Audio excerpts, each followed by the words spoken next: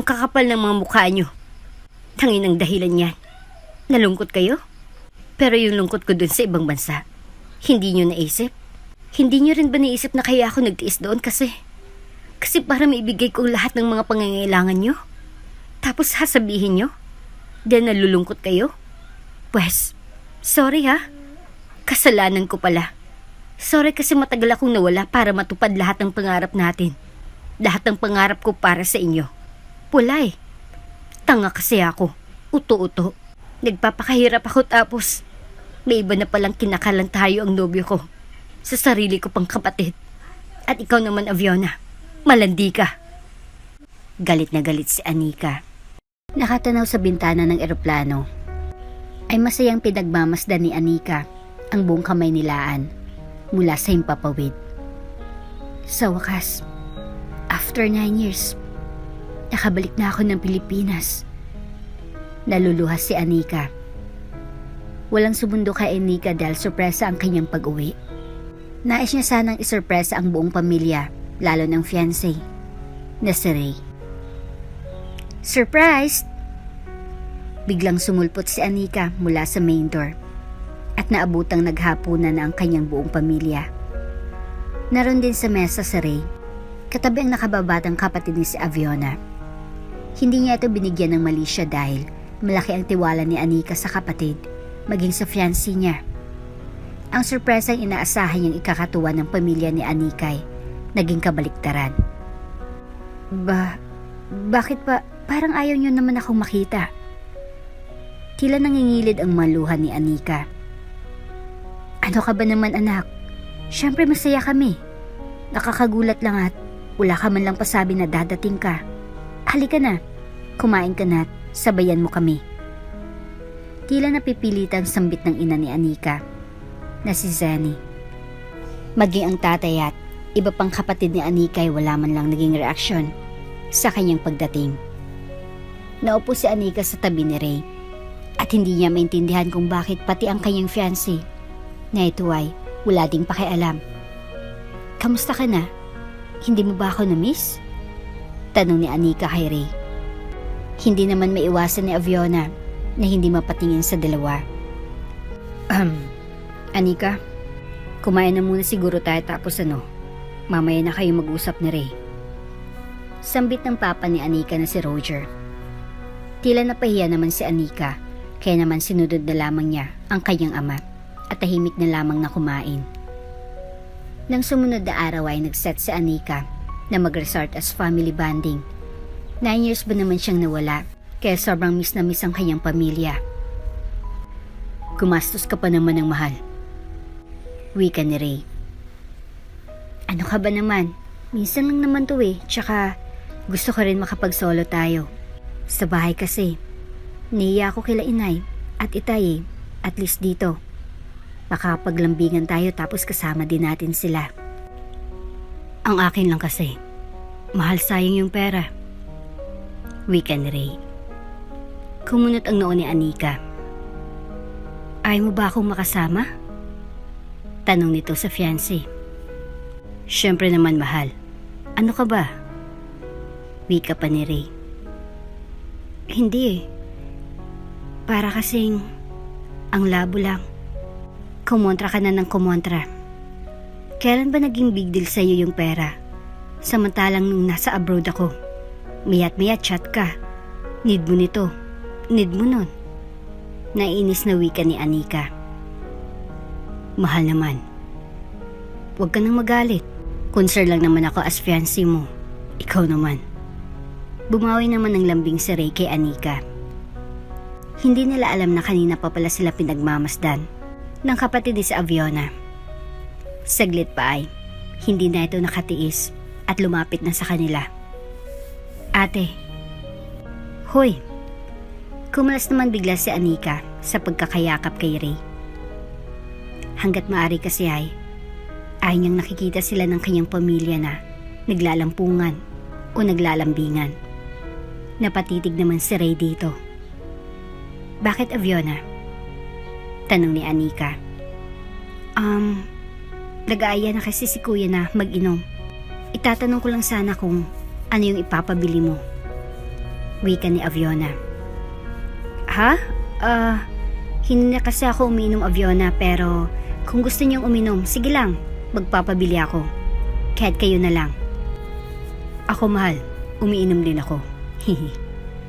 Sumingit naman si Ray at habang nagsasalita ay tumitingin sa mga mata ni Aviona na tila may ibig sabihin. Kailan ka pa natutong uminom? Hindi ka naman umiinom dati ah. Pagtataka ni Anika dahil hindi naman talaga umiinom si Ray nang magkakilala sila hanggang sa umalis na siya ng bansa. Mahal naman, iba na ngayon ang panahon no? Palusot ni Ray. Oo nga naman ate. Palagi kasing tinatagayan nila kuya noon kaya ayan, natuto si Ray. Dagdag pa ni Aviona na iba rin ang matitig kay Ray. Hindi naman ito alintana ni Anika dahil kapatid naman niya si Aviona. Nako, siya talagang si kuya mo. Siya sige, susunod na kami doon. Nakangiting sambit ni Anika. Nagtitigang muli si Aviona at Ray. Mga titig na may masamang pinaplano. Nang hapon ding iyon ay nagsimula na silang mag-inuman. Masaya silang nagbabanding at sobrang saya din ni Anika dahil nakikita niyang nag-enjoy ang kanyang pamilya. Ate, bakit hindi ka umiinom? Tanong ng isang kapatid ni Anika. Ha?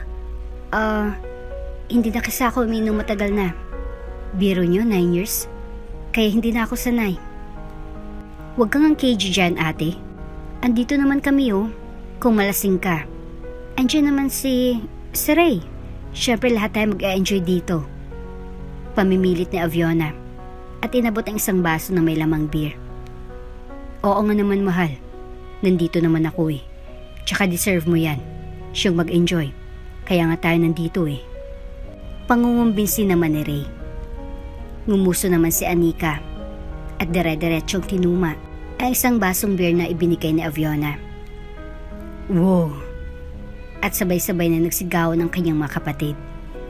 Gumiwi naman si Anika sa pait na nalasahan sa alak. Hindi na kasi talaga siya sanay uminom pero dahil sa pamimilit ng mga kapatid ay uminom na lang siya. Mayat maya nang tinagayin si Anika ni Aviona. At dahil nga hindi na siya sanay uminom ay mabilis na nalasing si Anika. Mahal? Okay ka lang ba? Kaya mo pa ba? Tanong na rin nang makitang nakasubsob na si Anika sa mesa. Hindi na nagsalita si Anika dahil nakapikit na ito. Natutulog na pala siya. Agad namang binuhat ni Ray si Anika at hinatid sa kanilang kwarto. Ngunit bago pa man niya dalhin si Anika sa kwarto ay narinig niyang tumikim sa Aviona. Muli, ang tikim na yun ay may ibig sabihin. Hindi naman nagsalita si Ray at dire-diretso nang dinala si Anika sa kwarto nila. Mahimbing na natulog si Anika dala ng kalasingan. Dahil maaga siyang nakatulog ay naalimpungatan siya mga bandang 2:00 ng madaling araw. Mahal, ang sakit ng ulo ko. Nauuhaw ako.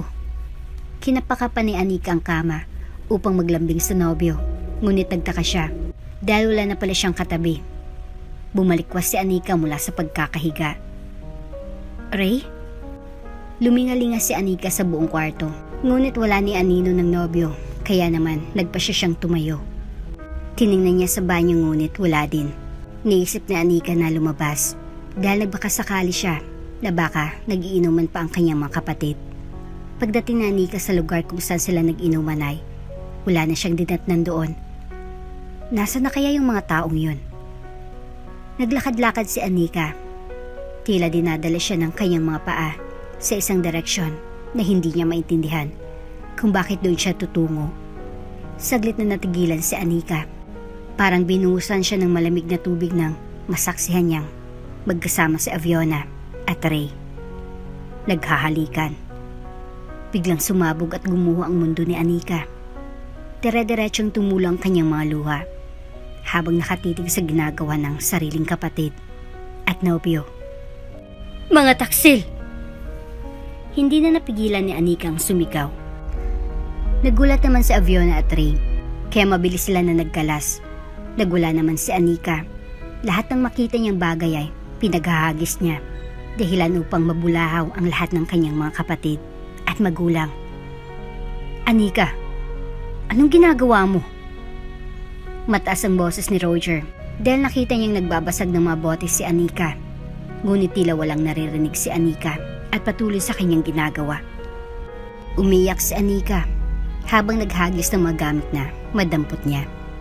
Tahimik naman si Aviona at Ray, ngunit kinakabahan. Ate, tama na. Out ng isa nilang kapatid, sumunod ang isa pa at pinagtulungan nilang hawakan ng dalawang kamay ni Anika. Bitawan niyo ako! Umalpas pa rin si Anika habang patuloy na umiiyak. Anika, pwede ba? Nakakahiya sa ibang mga tao dito. Ang ingay mo. Saway ni Zanny. Saglit na huminto si Anika. Bakit, Nay? Bakit hindi mo tanungin ang malandi mong anak? Nakakahiya ba yung mag-ingay ako dito at magwala? Pero yung makipaglampungan siya sa boyfriend ng sarili niyang kapatid, hindi ba mas nakakahiya yun? Humihikbi pang sambit ni Anika. Tahimik lamang ang lahat at wala man lang ni isang nag-react. Muling natigilan si Anika at pinagmasdan bawat isa sa kanyang pamilya. Lahat ng ito ay tila napapahiya at nakayuko lamang. Walang nagsasalita. Maging ang ama ni Anikay umiwas ng tingin sa kanya. Dahan-dahang binawi ni Anika ang kanyang dalawang kamay mula sa pagkakahawak ng kanyang dalawang kapatid. Alam niyo, Inay, Itay, lahat kayo? Garalgal ang boses na tanong ni Anika habang patuloy na tumutulo ang mga luha. Nanatiling tahimik naman si Aviona at Ray. Napapahiya. Anika, intindihin mo sila. Kung nalaman ko yung tungkol dito, inintindi ko rin sila. Pagtatanggol ni Zanny. Umiling-iling si Anika. Kinukonsinti mo sila, Nay. Hindi niyo na inisip yung mararamdaman ko. Matagal kang nawala, Anika. Nakakalungkot. Kaya sana maintindihan mo kami ng kapatid mo. Sinubukan na ni Ray na magpaliwanag. Isang hagupit na sampal naman ang tugon ni Anika. Ate, ano ba? Singhal ni Aviona, sabay hawak sa kamay ni Ray. Napatingin naman si Anika na mas lalong nagpaluha sa kanya. Ang kapal ng mga mukha niyo. Tangin ang dahilan yan. Nalungkot kayo? Pero yung lungkot ko doon sa ibang bansa, hindi niyo naisip? Hindi niyo rin ba naisip kaya ako nagtiis doon kasi para maibigay kong lahat ng mga pangangailangan niyo. Tapos sasabihin niyo? Dahil nalulungkot kayo? Pwes, sorry ha. Kasalanan ko pala. Sorry kasi matagal akong nawala para matupad lahat ng pangarap natin. Lahat ng pangarap ko sa inyo. Wala eh. Tanga kasi ako. Uto-uto. Nagpapakahirap ako tapos may iba na palang kinakalantay ang nobyo ko. Sa sarili ko pang kapatid. At ikaw naman, Aviona. Malandi ka. Galit na galit si Anika. Anika, tama na. Sumusobra ka na. Sige, lahat isumbat mo. Ano pang magagawa ng sumbat mo? Mababalik mo pa ba yung relasyon ninyo ni Ray? Wala na oh. Si Aviona nang gusto niya. At wala ka nang magagawa. At saka pwede ba? Huwag kang makasumbat-sumbat dyan. Kung tutuusin, quits lang tayo. Kung gusto mo, umalis ka ulit. Lumayas ka. Ang tapang mo porket nakahawak ka lang ng maraming pera. Kung hindi ka naman kinupkup ni Roger, wala ka din sa sitwasyong mong yan. Pweh! Dire-diretsong sambit ni Zanny. Saglit naman siyang natigilan dahil nadulas siya sa kanyang sinabi. Katahimikan. Zanny, bawiin mong sinabi mo. Bulong ni Roger sa asawa. Ampun ako? Tanong ni Anika habang nakatitig sa kanyang ama. Mga titig na naghihintay ng kasagutan. Walang nais na magsalita. Tila sinampal si Anika ng katotohanan na wala talaga siyang kakampi sa pamilyang yon. Napagtanto niya ng lahat na kaya pala kailanman ay hindi siya naging paborito ng ina. Kahit ng mga bata pa sila, palaging si Aviona ang pinapabura ni Zanny at ang tanging nagtatanggol sa kanya ay si Roger. Nagpasya si Anika nang umuwi ng oras na yon. Umuwi si Anika upang kunin na ang lahat ng kanyang mga gamit. At habang nagkakalkal si Anika ng iba pang mga gamit ay niisip niyang kunin ang titulo ng kanilang bahay na siya mismo ang bumili. Muli napaluha si Anika nang makitang Hindi pala sa kanya ipinangalan. Ang bahay ko hindi kay Zenny. Wala nang magawa si Anika dahil mag-iingay lang ulit kung kumprontahin niya pa si Zenny tungkol dito. Malinaw na ginamit lang talaga siya ng pamilyang inakala niyang kanya, pero hindi pala. Sinamantala ni Anika ang pag-alis habang hindi pa nakakabalik sila Aviona. Lumuluwa siyang nilisan ang bahay na yon, na dugo at pawis niyang ipinundar. Sobrang sakit kay Anika na let go ang isang bagay na sobrang niyang pinaghirapan. Pero wala siyang maiisip na paraan kung paano mababawi. Gulong-gulo ang isip niya. Mas lalo pang nagulo ang isip ni Anika nang kinabukasan ay nagpunta siya ng bangko upang i-check ang pera niya na ipinaipon sa dating nobyo na si Ray. I'm sorry ma'am, pero zero balance na po ang account niyo. Tila pinagsakluban ng langit at lupa si Anika. Lutang na lumabas siya ng bangko. Sa sobrang bigat ng nararamdaman ni Anika ay napahagulhol na siya. Iyak ng iyak. Hindi niya na malaman ang gagawin. Naglalakad-lakad si Anika. Tulala. Hanggang sa hindi niya na napansin na napapalayo na pala siya ng lakad. Napahinto si Anika sa isang tulay. Mula sa itaas ay tumitig siya sa baba. Kung ano-anong naiisip ni Anika. Tulirong-tuliro na siya. Pakiramdam niya ay iniwan na siya ng mundo.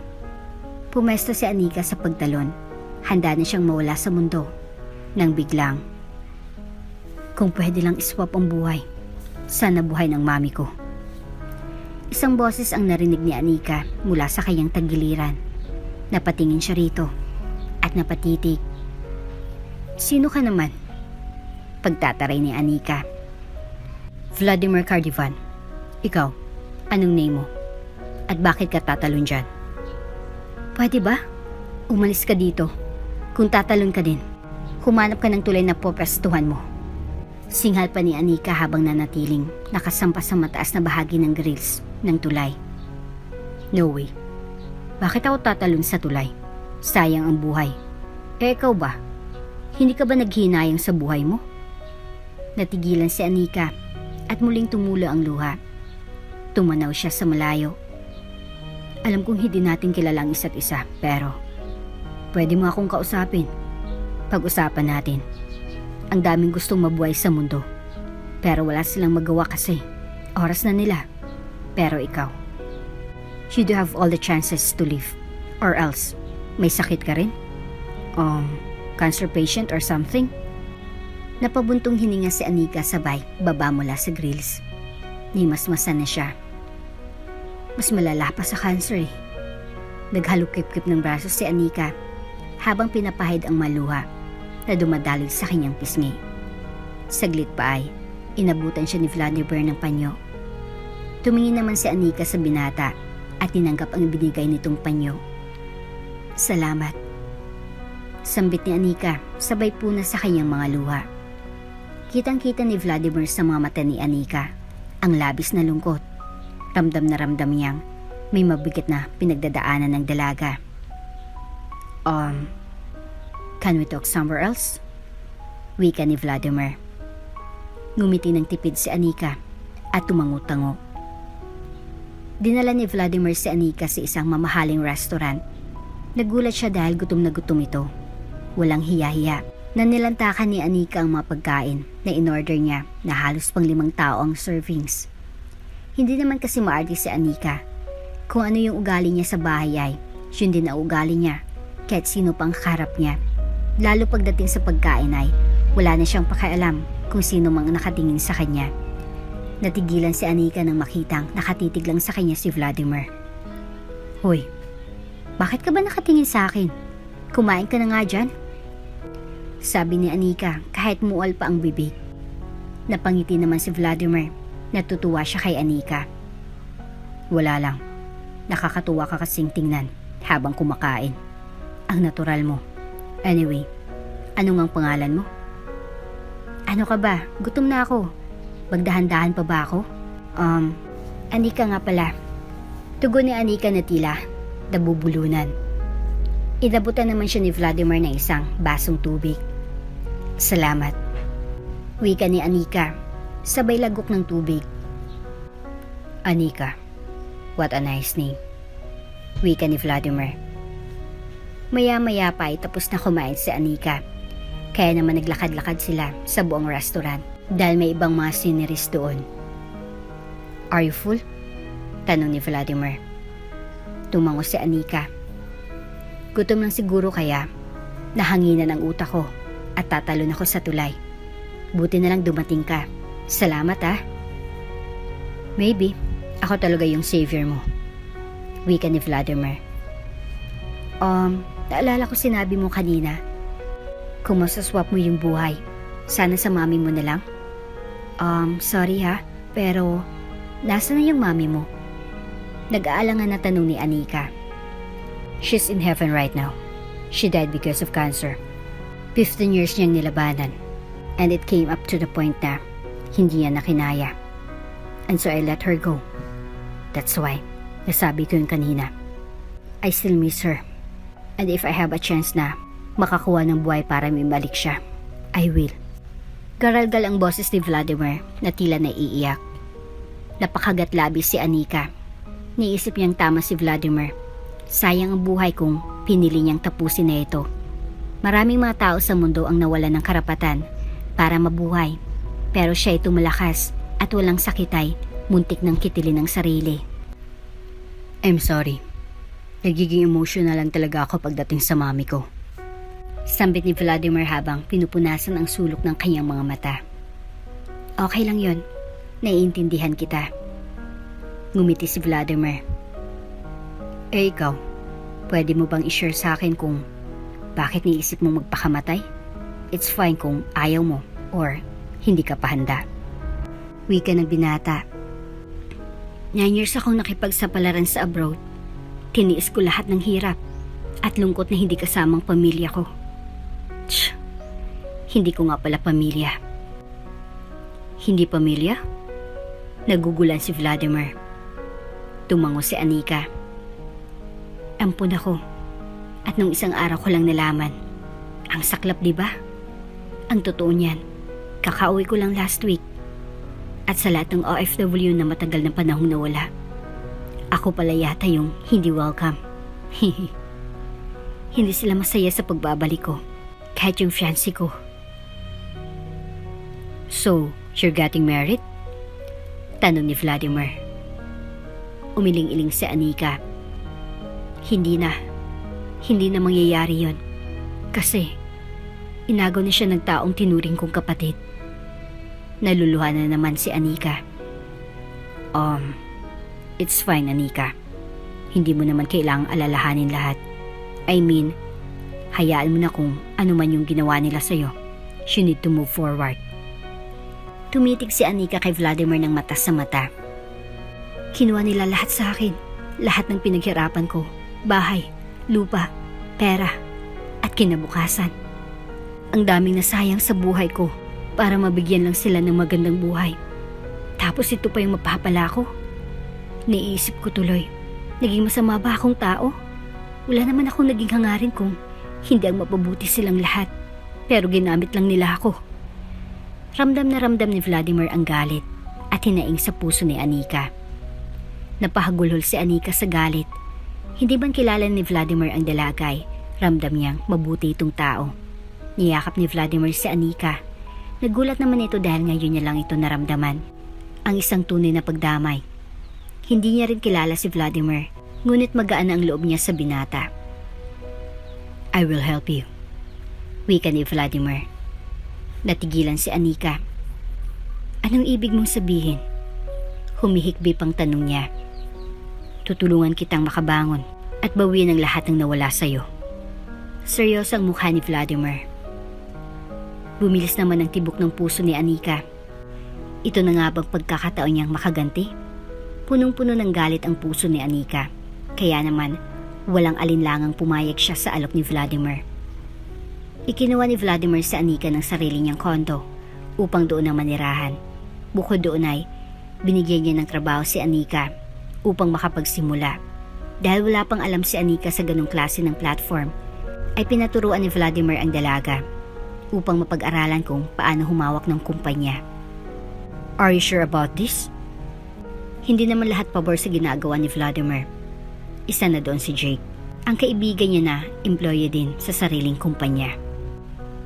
Why not? She's willing to learn though. Sagot ni Vladimir. Ano bang trip mo pare? Ni hindi mo nga siya kilala eh. Tapos ipagkakatiwala mo yung half ng share ng kumpanya sa kanya? That's insane. Giit pa din ni Jake. Huwag kang judgmental dyan. Alam kong ginagawa ko. May tiwala ako sa kanya. Nakatitig si Vladimir kay Anika habang abala naman ang dalaga sa pakikinig sa nagtuturo sa kanya. Napailing na lang si Jake. Break time na. Pinunta ni Vladimir si Anika sa opisina nito. How's everything here? Tanong ni Vladimir. Ngumiti si Anika at muling bumalik sa pagbabasa ng makapal na libro. Baka naman madaig mo pa si Galileo Galilei niyan. Hihi. Pagbibiro ni Vladimir, sabay hablot ng librong hawak ni Anika. Ano ka ba? Akin na nga yan? Natatawa namang binawi ni Anika ang libro. Nope. Lunch break na oh. Nagugutom na ako. Baka gusto mong kumain? Tumingin naman si Anika sa relo niya. Oo nga no. Hindi ko napansin. O siya tara, treat ko. Aba-abag nga naman. May pera ka na ba? Yung allowance na binibigay mo, naiipon ko. Napapakagat labi na tugon ni Anika. Akin din yan eh, hihi. Ani pa ni Vladimir. At nagtawanan silang dalawa. Halika na nga, wika ni Anika. Si Vladimir ang nag-drive ng sasakyan. Nagulat si Anika dahil sa isang mamahaling restaurant pa rin siya dinala ng binata. Wala naman akong ibabayad dito eh. Reklamo tuloy ni Anika. Bakit? Sino bang nagsabi na ikaw magbabayad? Tanong ni Vladimir habang tumitingin sa menu. Habang namimili ng order niya si Vladimir, ay huminto naman bigla ang paligid ni Anika. Bumilis ang tibok ng kanyang puso. Hindi na siya makagalaw sa kinaupuan niya na tila binubuhusan siya ng malamig na tubig. Napansin naman ni Vladimir ang biglang katahimikan ni Anika. Pagtingin niya ay may tinititigan si Anika sa kabilang lamesa. Isang lalaki at isang babae. May mga kasama itong mga bakla na tila may pinagmimitingan sila tungkol sa isang special na okasyon. Nakatitig lamang si Anika sa mga ito na nangingilid ang maluha. Anika? Okay ka lang ba? Ngunit tila walang narinig si Anika at nagkukumos ang mga kamay sa galit. Maya-maya pa ay hinawakan ni Vladimir ang kamay ni Anika na nakapagpakalma sa dalaga. Napatingin si Anika sa kanya. Relax ka lang, pwede ba? Kilala mo ba sila? Hawak ni Vladimir ng mahigpit ang kamay ni Anika. Tumango naman ito. Siya ang magaling kong kapatid at hayop kong ex. Kitang-kita sa mga mata ni Anika ang galit. Calm down. Hindi mo pwedeng ipakita sa kanila na ganyan ka. Hindi nila pwedeng malaman na nanggigigil at nagpupuwis ka sa galit. Kailangan mong ipakita na okay ka, na wala na sa'yo yung mga ginawa nila. Alam kong mahirap, pero kailangan mong gawin yun. Isa yun sa mga bagay na kailangan mong magawa para masimulan mo ang paghiganti mo. Paliwanag ni Vladimir na sinusubukan pa ding pakalmahin si Anika sa pamamagitan ng paghawak ng kamay niya. Mata sa matang tumitig si Anika kay Vladimir. Ilang saglit pa ay biglang lumapit si Ray at Aviona sa kanila. Anika? Nakataas ang kilay ni Aviona na bumati. Bumulong naman si Anika. Wala na talagang respeto. Napatingin si Ray kay Vladimir. Mr. Cardivan? Gulat na bati nito. Ngumiti naman na magiliw si Vladimir. Oo nga, ikaw nga. Grabe. Ang tagal kong hinintay ang pagkakataong ito, Ray Cruz. Abot hanggang langit ang ngisi ni Ray. Sabay nakipagkamay kay Vladimir. Kumunot naman ang noon ni Aviona. Bakit? Anong meron? Ano ka ba naman? Si Sir Vladimir Cardivan, ang isa sa pinakamayaman at may impluwensyang negosyante dito sa bansa. Kailangan ko siyang matikitan kasi isa yung kumpanya niya sa mga target ng entrepreneurs program namin. Pabulong na ipinaliliwanag ni Ray kay Aviona. Talaga ba? Bakit siya kasama ni Anika? Tumingin si Ray kay Anika Ngunit nakatanaw ang dalaga sa malayo na tila hindi sila nakikita. Seems like may mahalaga kayong pinag-usapan sa kabilang table. Inago ni Vladimir ang atensyon ng dalawang magkasintahan. Oo. Actually, we're preparing for our wedding. Ikakasal na kasi kami sa katapusan ni Ray. Next week na yung engagement party namin. Tila nang aasar na tugon ni Aviona. Siniko naman ni Ray ang kasintahan, habang si Anika ay nakatanaw pa rin sa malayo. Anyway, I guess, pare-pareho na tayong naabala. Maiwan na namin kayo. Kinuhanan ni Vladimir ang kamay ni Anika upang tulungang makatayo mula sa kinaupuan. Bakit parang napipiyat? Nabulag ka na, Anika. Kanina pa kami dito pero parang wala kang nakikita. Nagsimula na magtaray si Aviona. Aviona, please. Sinubukan ni Ray na awatin ang nobya. Humarap naman si Anika ng taas ang noo, tulad ng bili ni Vladimir na huwag niyang ipakita ang tunay na nararamdaman niya. Kaya naman ngumiti ng sobrang giliw ang dalaga. Sorry, hindi ko kasi kayo napapansin. Akala ko kasi snatchers. Sambit ni Anika habang nakangiti ng nakakaloko. Ano? Ulitin mo ngang sinabi mo? Nanggigigil agad si Aviona. Gumitna na si Ray dahil alam niya na ang sunod na mangyayari. It was nice meeting you, Mr. Vladimir. Sana makapunta kayo. Iniabot ni Ray ang isang invitation kay Vladimir para sa kanilang engagement party. Pagkatapos ay hinatak niya na si Aviona palayo sa dalawa. Bumalik na ng parking lot si Anika at Vladimir. Pagpasok ni Anika ng sasakyan ay nagsisigaw na siya. Nag-iiyak, nagwawala. Humagulhol si Anika. Wala namang magawa si Vladimir kung hindi tingnan na lamang ang kawaawang dalaga. Hindi niya naiintindihan ang nararamdaman ni Anika dahil kailanman ay hindi pa siya umibig o nasaktan. Pero alam niyang masakit yun dahil minsan na siyang naiwan at yun ay nang mawala ang kanyang ina. Maya-maya ay kumalma na si Anika. Binigyan siya ni Vladimir ng tubig. Salamat. Sambit ni Anika habang inaayos ang sarili. Okay ka na ba? Tanong ni Vladimir.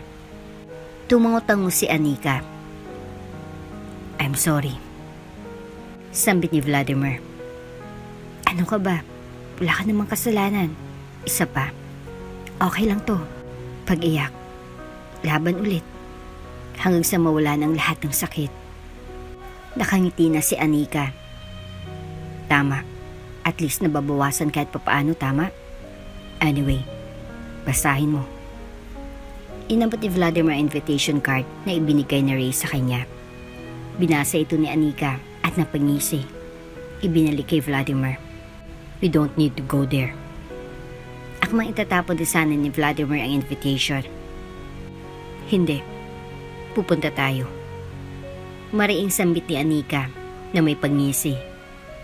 Napatango naman si Vladimir at pilit na kinakapa ang plano ng dalaga. Ano man ang plano mo? Nasa likod mo lang ako. Sambit niya sabay hawak sa kamay ni Anika. Tumitig naman si Anika sa mga mata ng binata. Bakit napakagaan ng loob ko sa'yo? Bakit napakabuti mo? Bakit hindi ako pumapalag sa mga titig, yakap, at paghawak mo sa kamay ko? Napakaswerte ko. Sambit ni Anika sa kanyang isipan. Are you good?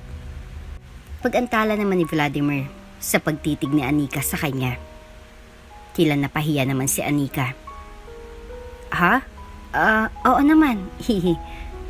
Hanap na lang siguro tayo ng ibang makakainan. At nag-drive na si Vladimir. Dumating ng araw ng engagement party ni Ray at ni Aviona. Lahat ng buong pamilya niya ay naroon at inasahan nila ang pagdating ni Anika. Akala ko ba nandito si Anika? Tanong ni Zani kay Aviona at palingalinga. Sino ba ang nagsabi sa inyo na pupunta siya? Hindi pupunta yon at nagdudugo pa rin ang puso nun. Kung nakita niyo lang siya nung nagkita kami. Pagyayabang pa ni Aviona. Samantala ay naghintay na si Vladimir kay Anika sa harapan ng reception hall. Nauna na kasi siya sa dalaga dahil pinaghandaan talagang mabuti ni Anikang pagharap sa mga taong sinira ang buhay niya. Dumating ng sasakyang lulan si Anika. At sa pagbaba nito ay napanganga si Vladimir dahil mas lalo nitong rumikit na kagandahan. Para isang diyosa si Anika, bagay na bagay sa kanyang long dress na binili ni Vladimir para sa kanya. Kitang-kitang magandang hubog ng katawan ni Anika. Sure a goddess. Hindi napigilan ni Vladimir na hindi purihin si Anika at ngumiti naman ang dalaga. Ilang saglit pa ay nagsimula ng engagement party. Tinawag na si Ray at Avyuni sa harapan upang formal na ihayag ang araw ng kanilang kasal. At sa kalagitnaan ng pagsasalita ni Ray ay biglang pumasok ng entrance si Vladimir at Anika. Natigilan si Ray. Pinagtinginan naman sila ng mga bisitang naroon kasama ng buong pamilya ni Avyona. Taas no naman si Anika na nakangiti habang nakakambit ang kamay sa braso ni Vladimir. Nagbuntong hininga si Avyona sa inis at bumalik na si Ray sa pagsasalita. Nang matapos ng speech ni Ray at Avyona ay nagsimula ng kainan. Tahimik lamang si Anika sa isang mesa dahil busy si Vladimir sa pakikipag-usap sa ibang bisita na naroon. Nakilala pala siya. Sinamantala naman ni Zani ang pagkakataon upang lapitan si Anika. Tingnan mo nga naman. Para lang hindi maghirap at magutom. Kumapit ka na sa pagiging desperadang escort. Napakaswerte mo naman. At isang Vladimir Kardivan ang nakuha mo. Nakataas ang kilay na sambit ni Zani. Sa kabila ng paghahamak ni Zani ay isang matamis na ngiti ang sinalubog ni Anika. Gusto ko lang naman maranasan ng kung paano manggatas at maglustay ng pera na hindi ko pinaghirapan. Nakangising sambit pa ni Anika na tila ng aasar. Kumulo ang dugo ni Zani at nilakihan ng mata si Anika. Bakit ka pa ba nagpunta dito? Ang alam ko kasi, si Mr. Kardivan lang ang imbitado. Anong akala mo? May inggit kami sa mga pormahan mong yan? What's going on here? Biglang dumating si Vladimir. Hello Mr. Kardivan. Natutuwa kaming makita kayo dito. Plastic na pagbati ni Zani at Roger. Kumunot ang noo ni Vladimir. Sorry, pero sino sila? Sarcastic kong tanong ni Vladimir. Napaismid naman si Zani. Total parang hindi naman kami na ipakilala sa iyo ng maayos na Anika. Hayaan mo ipakilala ko ang sarili namin, Mr. Kardivan. Para malaman mo, kami lang naman ang nag-alaga at nagkup-kup kay Anika. Hindi na namin maintindihan kasi ang laki na ng pinagbago niya. Nilingon ay hindi niya na magawa sa amin. Bulang utang na loob. Hindi na napigilan ni Zani ang magtaray. Zani, tama na. Pabulong namang umawat si Roger. Wala akong pakialam. Ngunit hindi nagpapaawat si Zani. Hinigit na lamang ni Roger ang asawa palayo kay Anika at Vladimir. Napangisi na lang sa Anika sa inaasan lang ina-inahan. Mag-toilet na muna ako. Paalam ni Anika. Gusto mo bang samahan kita? Tanong ni Vladimir. Ha? Natatawa si Anika. I mean, sa labas lang ako. Napatawa din naman si Vladimir sa kanyang tanong. Hindi na, kaya ko na to. Sagot ni Anika. Habang naglalakad si Anika sa hallway ay may tumawag sa kanyang pangalan. Anika? Paglingon ni Anika ay si Ray pala. Hindi malaman ni Anika kung anong mararamdaman. Ngayong kaharap niya na ang taong pinagkatiwalaan niya ng pagmamahal at puso. Ang taong inakala niyang makakasama niya sa pagtanda. Ang bilis ng tibok ng kanyang puso. Ano kailangan mo? Mata sa matang nakatitig sa Anika kay Ray.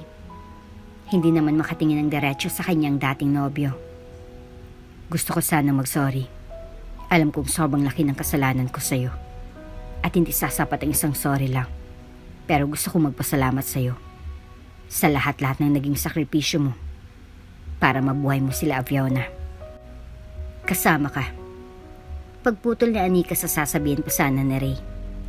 Napayo ko naman si Ray. Dapat ka lang talagang magpasalamat dahil kasama ka sa lahat ng pangarap, pasarap, at maginhawang buhay na ibinigay ko sa pamilya ni Aviona. Magpasalamat ka dahil nilustay mo ng ganun-ganun na lang ang mga naipon kong pera sa bangko na ipinagkatiwala ko sa'yo.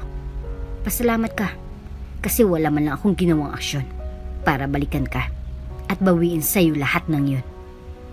Nangingilid ang mga luha ni Anika. Anika, kailanman ay hindi ako nagka-interes sa pera mo. Kung may gumalaw man ng lahat ng pera ay si inay yun. Pagtatanggol ni Ray sa sarili. Ray, biglang dumating si Aviona. Naghalukip-kip naman ng braso si Anika. Anong ginagawa niyo dito? Ikaw, Anika, ang kapal naman talaga ng mukha mo magpakita dito. Hindi naman ikaw ang binigyan ng invitation, pero narito ka. Tapos aawain mo pang inay. Ako pa ba? Ako pa bang makapal ang mukha, Aviona? Kahit kayo na itong nagpasarap at nagpakasasa sa lahat ng mga pinaghirapan ko. At ito pa, pati ang sarili kong fiancé na ngayon ay ikaw nang papakasalan. Ang tanong, alam ba ng mga tao dito na galing sa agaw ang magiging groom mo? Inagaw mo sa taong itinuring kang kapatid. Galit na galit si Anika. Anika, tama na. Umaawat ni si Ray. Hindi. Gusto ko lang ipagmukha sa mga agaw na yan kung ano talaga siyang klaseng tao. At gusto ko lang ipaalala sa iyo, Aviona. Pera ko lahat ng pinagagastos niyo ngayon sa kasal ninyo. Gigil na sumbat ni Anika. Bigla namang dumating si Vladimir. Anika, let's go. Hindi mo na kailangang ibaba ang sarili mo sa kanila. At ano naman ang alam mo sa buhay namin, Aber? Anong klaseng mga sumbong ang sinabi sa'yo ni Anika? Puro kwento lang naman yun yung alam mo. Paano naman yung side namin? Nagwawala na si Aviona. Aviona, tama na. Ano ka ba? Inaawat naman itong pilit ni Ray. Ngumisi si Vladimir. Hindi ko na kailangan pang alamin dahil pangitang-pangitan na sa mga ugali ninyo. Sambit ni Vladimir sabay hatak sa kamay ni Anika. Nilampasan lang nila sa Aviona at Ray at dire-diretso nang umalis ng engagement party. Gigil naman si Aviona. Samantala ay inihati na ni Vladimir sa Anika sa kondo nito. Vladimir, pwede bang hayaan mo muna ako mag-isa? Tumungo si Vladimir at iniwan na munang mag-isa si Anika. Kinabukasan ay maagi niyang pinuntahan ang dalaga.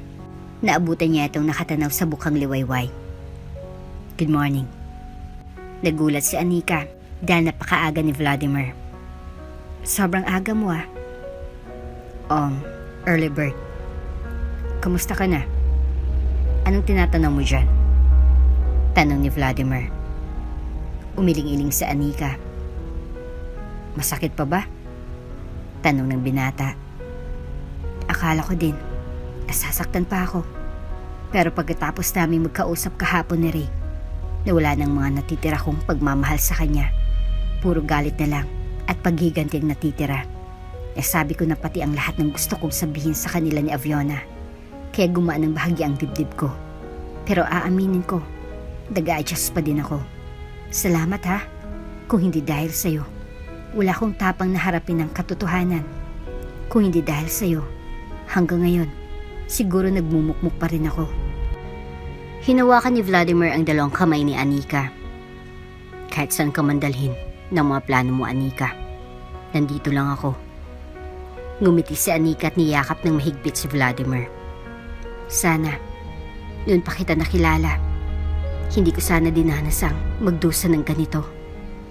Hinaplos si Vladimir ang pisngi ni Anika. Hindi pa huli ang lahat, Anika. Pwede kang magsimula ulit. Pwede tayo magsimula ulit. Tinitigan ni Vladimir si Anika at nagtama ang kanilang mga mata. Dahan-dahang naglalapat ang kapwa nila mga labi nang biglang tumundog ang phone ni Vladimir. Tumatawag pala si Jake. Agad silang nagtungo ng kumpanya at umattend ng bigla ang meeting ng board of members ng mga VIP investor ng kumpanya ni Vladimir. Here. Inabot ni Jake ang isang dokumento. Binasa naman ni Vladimir at laking gulat niya dahil proposal yon ni Ray. Walang abug-abugay, dinecline niya ang proposal nito. What the? Bakit mo yung ginawa, pare? Pabulong na tanong ni Jake. Hindi naman siya pinansin ni Vladimir, kaya naman hanggang sa matapos ang meeting ay hindi pa rin niya tinantanan ng kaibigan. Pare, ano ba naman yun? Bakit mo tinanggihan? Never ka namang nag-reject ng investor ah. Anong problema doon? Naiinis na si Jake. It's Anika's ex-boyfriend. Ha? At dahil lang doon, tinanggihan mo na? Alam mo pare, you're getting sick nang dahil lang sa babaeng yan. Pati yung mga importanteng bagay na apektuhan. Anong problema mo kay Anika? Look Jake, hindi ka wala ng parties ng Di Guzman Group. Ano bang ikinagagalit mo dyan? Huminahon naman si Jake. I'm sorry. Naninibago lang ako sa'yo pare. Hindi ka kasi talaga ganyan. Yes pare. Lahat ng tao nagbabago. Kaya sana, baguhin mo na rin yung tingin mo kay Anika. I just know na hindi magandang company profile ng Di Guzman Group. At nalaman ko yun dahil kay Anika. Alam mong ayaw na ayaw ko nag-aaksaya ng oras at panahon lalo at wala namang kwenta. Ano ba talagang meron dyan sa Anika na yan? Nililigawan mo ba siya? Naintriga tuloy si Jake. Walang ganun, sagot ni Jake. So, nililigawan pa lang. Napahawak si Vladimir sa baba niya at nag-isip. Why not? She's single. Napatawa naman si Jake. Pagkatapos ng trabaho, niyakan ni Vladimir si Anika na mamasyal ng gabing yon. Dinala niyang dalaga sa isang lugar na hindi pa nito napupuntahan. Wow, ang ganda-ganda naman dito. Amazed na amazed si Anika. Do you like it? Tanong ni Vladimir. Tumango-tango si Anika. Anong meron? At dinala mo ako dito? Wala lang. Para mapasaya ka. Okay. Napasaya mo nga ako. Sobra. Abot hanggang tengang ngiti ni Anika. In-enjoy ni Vladimir at Anika ang buong gabi sa lugar na yon. Kumain, pumasyal, at nagpicture-picture doon sa kayang bangka. Sobrang saya ang mababakas sa mukha ni Anika. Kaya naman umaapaw din sa saya ang puso ni Vladimir. Nagsisimula na pala itong manligaw sa dalaga. Araw-araw niyang pinapadalhan ng dalaga ng pagkain na gusto nito. Maging bulaklak ay meron din. Hatid sundo sa trabaho. At palaging iginagala si Anika kapag wala ng trabaho. Pero tulad ng sinasabi ng matatanda na sadyang mahirap kapag hinug sa pilit. Vladimir, bakit mo to ginagawa? Biglang tanong ni Anika habang naglalakad sila sa park ng binata. Hindi naman agad nakasagot si Vladimir. Tatapatin na kita. Kung ano man yung nararamdaman mo para sa akin, please, itigil mo na. Ayaw kong magsinungaling sa iyo, Vladimir. At ayaw kong maging unfair. Hindi pa lang talaga ako handa. Kaya sana maintindihan mo. Ngumiti si Vladimir. Hindi mo naman kailangang pilitin ang sarili mo, Anika. Gusto ko lang ding iparamdam sa iyo ang halaga mo. Na merong isang tulad ko na handang maghintay kahit kailan. Karapat dapat kang mahalin ng tapat at alagaan. Kaya sana hayaan mo lang ako na mahalin ka. Kahit hindi mo man masuklian ang pagmamahal ko. Salamat, Vladimir. Isang araw ay nabalita ni Vladimir at Anika na nikasal na si Ray at Aviona. Pero hindi lang yun ang nabalitaan nila. Lubog ngayon sa utang ang bagong kasal. Alam mo ba? And dahil doon, nakasanla ngayon ang bahay na ipinundar mo. Nangamba ang mukha ni Anika. Nakasanla? Kanino? Biglang ipinatong ni Vladimir ang isang dokumento sa ibabaw ng mesa.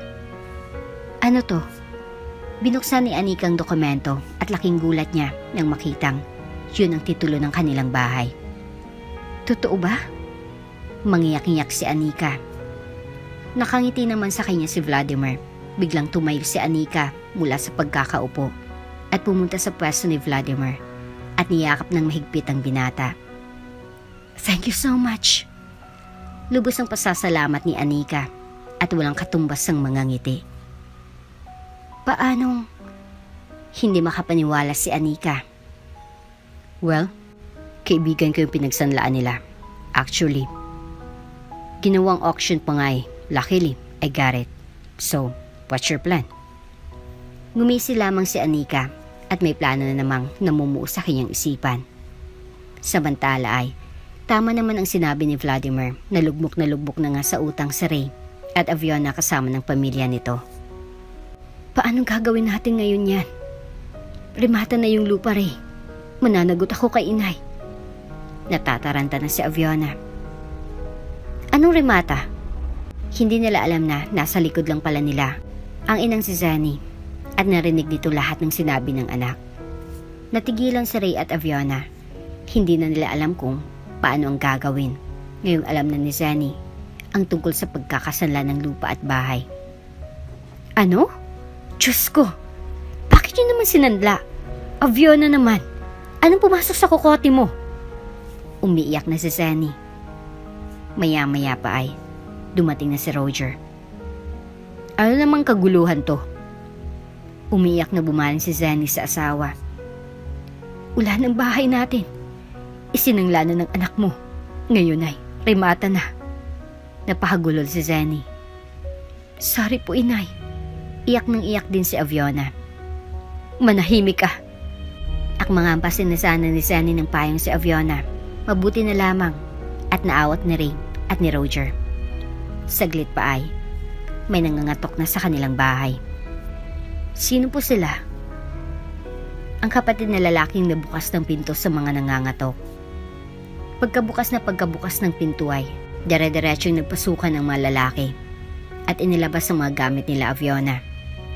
Sandali, anong ginagawa nyo? Aligagang tanong ni Zanny dahil inaalwas na ng lahat ang gamit nila. Hoy, anong ginagawa nyo? Bakit kayo pumapasok dito? Trespassing kayo ah. Tsaka bakit nyo kinukuha ang mga gamit namin? Nagwawala na si Aviona. Nang biglang lumapit ang isang lalaki sa kanya at iniabot ang isang dokumento na nagsasabing nabili na ang rematang bahay at lupa at may nakabili na agad dito. Nangangatal si Aviona habang binabasa ang dokumento. Ano yan ha? Hinablot ni Zen yung papel na hawak ng anak. Diyos ko. Hindi to totoo. Hindi.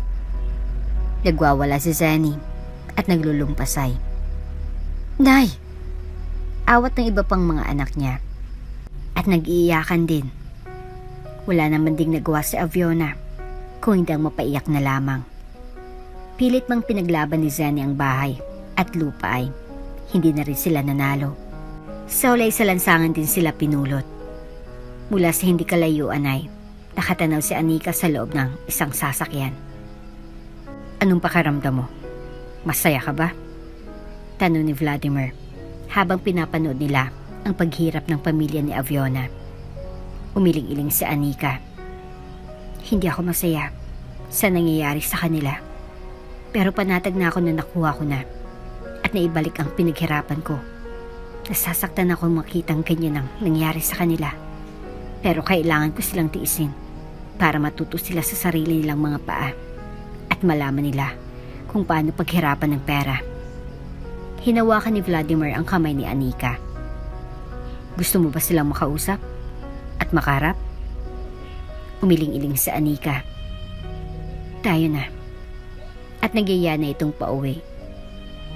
Paghirap ng dating pamilya ni Anika ay siyang pag-unlad mula ng buhay niya. Naging maayos ang business na itinayo niya sa tulong ng pag-share ni Vladimir sa paninimula niya. Naging tandem silang dalawa sa negosyo at hindi naman nagkamali si Vladimir sa tiwalang ibinigay niya kay Anika dahil nag-boost ang ideya nito sa dagdag na project para sa kumpanya.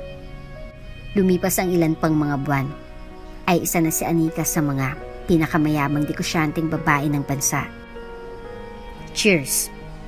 Sabay-sabay na kampay nilang tatlo kasama si Jake na ngayon ay tanggap na si Anika. Congratulations! Bati ni Jake at Vladimir sa dalaga. Ngumiti naman si Anika. Salamat. Abot tayo ang ngiti ni Anika sa sobrang kasiyahan. Ayaw pa nga si Jake sa'yo eh. Ngayon bilib na sa'yo. Pagbibiro ni Vladimir. Huwag ka namang maingay dyan. Napapahiya naman ako eh. Natatawa naman si Jake. Natatawa din si Anika. Ano ba kayo? Okay lang yon. Valid yung pag-isipan ako ng masama ni Jake. Siyempre concern lang sa yung kaibigan mo. No wonder Vladimir like you that much. You are so nice. Wika ni Jake. Now you know. Si Vladimir nang sumagot. Nag-celebrate sila at uminom. Hanggang sa nalasing si Jake at nagpaalam na. Naiwan na lamang si Anika at Vladimir. Mahina pala si Jake eh. Medyo may tama na rin si Anika. Halika na, ihatid na kita. Yaya na ni Vladimir na tamang nakainom lang. Sige. Naliliyo na rin ako eh. Tugon naman ni Anika na namumungay na ang mga mata. Pagtayo nito ay tila matutumba na dahil sa pagkahilo. Kaya naman inalalaya na lang siya ni Vladimir pagsakay ng sasakyan. Inihati ni Vladimir si Anika sa kondo nito at nang kanyang gigisingin upang umakyat ay tulog na ito. Walang nagawa si Vladimir kung hindi ang buhatin si Anika. Bagsak na ito. Pagkarating ng kwarto ay dahan-dahang inihiga ni Vladimir si Anika sa kanyang kama. Sobrang himbing ng tulog nito. Kaya naman malayang na pagmamasdan ni Vladimir ang magandang mukha nito. Napakaganda mo, Anika. Hindi ko maintindihan kung bakit ka nagawang lokohin ng ex mo. Sana mas nauna akong makilala ka para hindi ka na nasaktan ng sobra. Pero nagpapasalamat ako dahil nagkasalubong pa rin ang krus natin. At pinapangako ko, hindi ko hayaang mawala ka pa sa akin. Sambit ni Vladimir sa kanyang isipan habang taimtim na pinagmamasdan si Anika. Dahil ayaw niyang iwan si Anika sa ganong sitwasyon ay nagpa siya si Vladimir na doon na lamang matulog. Pagising na Anika ay sobrang sakit ng ulo niya. Nagulat siya dahil naroon si Vladimir sa may upuan at natutulog. Dahan-dahang tumayo si Anika at nilapitan ng binata. Tulad ng ginawa ni Vladimir sa kanya na pagtitig habang siya ay natutulog. Ganon din ang ginawa ni Anika sa kanya. Pinagmasdan ni Anika ang gwapong mukha ni Vladimir. Ang mahabang pilik mata at matatangos na ilong ay kanyang inisa-isa. Saglit pa ay biglang nagmulat si Vladimir. Nagulat naman si Anika at napaatras. Hey, good morning. Bati ni Vladimir habang umuunat-unat pa. Oo, good morning. Nagkukunwari naman si Anika na humihikab. How's your sleep? Tanong ni Vladimir. Okay naman. Medyo masakit lang yung ulo ko. Ikaw, bakit hindi ka na nakauwi? Lasing ka din ba? Tanong ni Anika. Umiling-iling si Vladimir. Kung lasing ako edi sana, hindi ako nakapag-drive. Tsaka, hindi kita maiwan kagabi. Nag-aalala ko kasi mag-isa ka. Ngumiti naman si Anika. Ito namang knight and shining armor ko. Apaka-sweet talaga. I think may mas sweet pa doon. Kumunot ang noo ni Anika. Ano nga ba? Unti-unting lumapit si Vladimir sa tenga ni Anika at bumulong.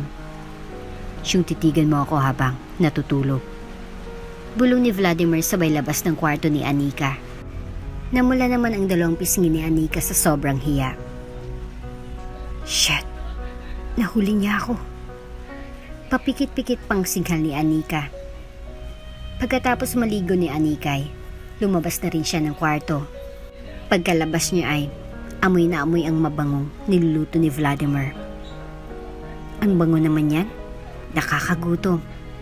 Wika ni Anika. Ipinaghanda na kita, prinsesa. Tugon ni Vladimir na may nakakalokong ngiti. Baka naman mas spoiled mo ako niyan. Okay lang. I can cook for you 3 times a day. Sagot ni Vladimir. Sa una lang yan. Seryosong sambit ni Anika sabay kindat kay Vladimir. Natigilan si Vladimir at nakiramdam na lamang muli. Batid niyang hindi pa talaga nakakausad si Anika sa traumang idinulot sa kanya ng ex nito. Kaya naman ay may niisip siyang paraan para tuluyan ng malimutan ng dalaga ang kanyang nakaraan. At habang abala si Vladimir sa kanyang plano para kay Anika, ay naisipan naman ng dalaga na puntahan ang bahay niya dahil halos ilang buwan niya ring hindi ito naaasikaso dahil sa sobrang abala niya sa trabaho. Ngunit pagdating niya doon ay hindi niya inasanang makikita. Anong ginagawa niyo dito? Gulat na gulat si Anika nang makitang naroon pa rin ang buong pamilya ni Aviona. Ikaw? Anong ginagawa mo dito? Agang-agay nang bubulahaw ka dito. Sa halip na magpakumbaba si Zenny, siya pa ang matapang. Nanadya ka ba, Anika? Bakit ka nandito? Hindi ka na namin pinakakaalaman pero kami tong ginugulo mo. Dumagdag pa si Aviona. Napangisi si Anika. Ang kakapal naman talaga ng mga mukha niyo, ano?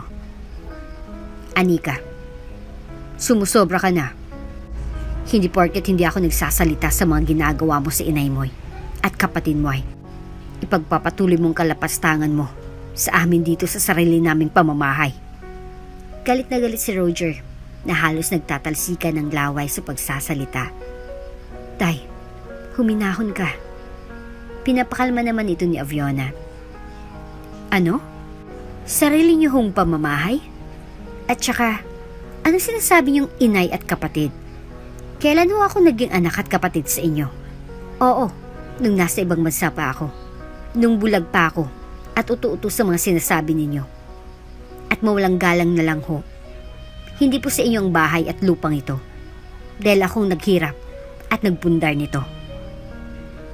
Baka nakakalimutan mo, Anika, nasa akin nakapangalan ang titulo ng bahay na ito. Singhal at galit na sagot ni Zenny.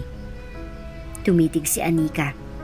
Saglit pa ay sumenya siya sa kanyang tauhan na kasama. Maya-maya pa ay may inabot itong dokumento kay Roger. Siguro naman ho nakakabasa at nakakaintindi kayo ng English. Kung hindi naman, may nakatranslate na po dyan na Tagalog para mas maintindihan nyo.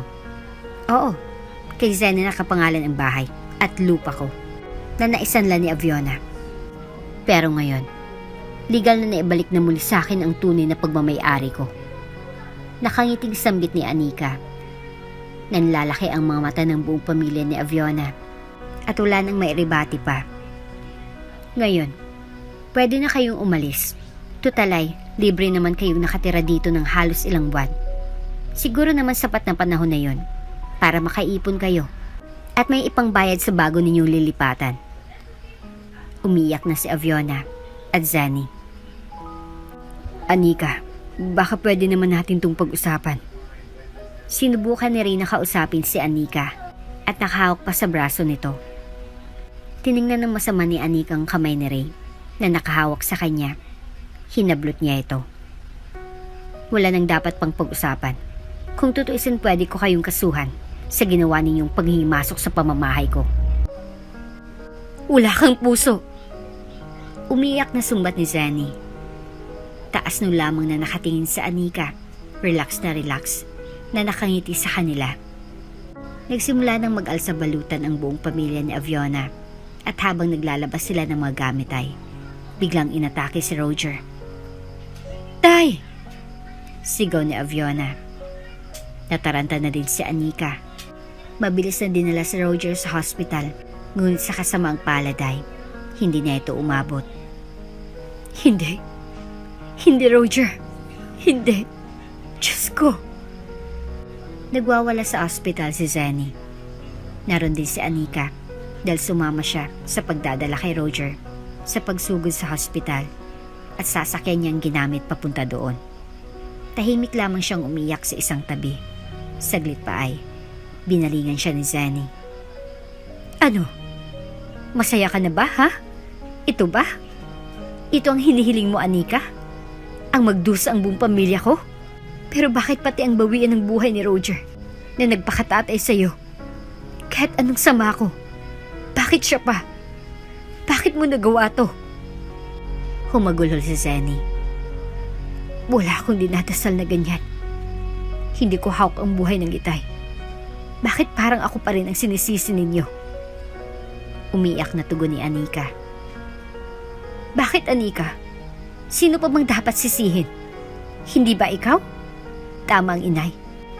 Hiniling mo ang lahat ng ito na mangyari sa buhay namin.